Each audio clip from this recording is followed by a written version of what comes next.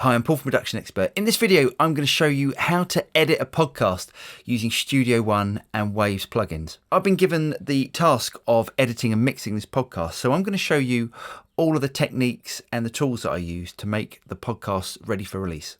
So as you can see here, we've got 4 tracks. Now the bottom track is actually the Skype recording. As we're in the middle of the coronavirus, lots of people are doing remote recordings. So the way that you can actually do a podcast in these times is to do it through Skype. Now you need to route Skype into Studio One, but say you've got Skype into Studio One and everyone has then sent you their vocal files. This is how we're going to edit.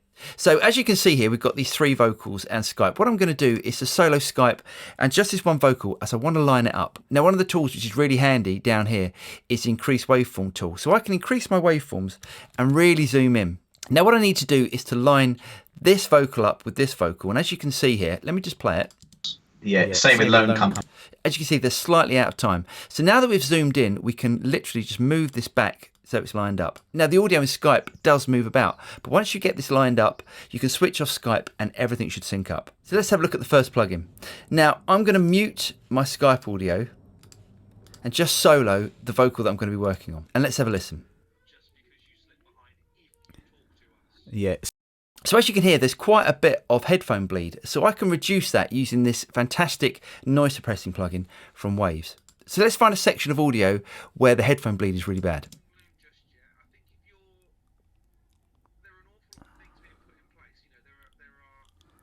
Now, as we add compression to this, it's really going to become more apparent. So we need to suppress this now. Let's put that on loop and let's use a fader to control the headphone bleed.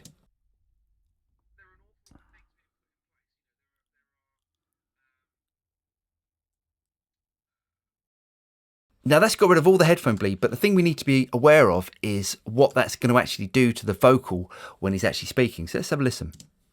Yeah, same with loan companies and things like that. I think another thing that everyone should be doing if they can is remote sessions. Now, I've been doing it for 10 years. So I think this is such a great plugin as it's really transparent and it really gets rid of the noise that you don't want, but it lets through all of the audio that you do. So I'm Paul from Studio One Expert. I hope you guys got something out of that and I'll see you next time. Cheers.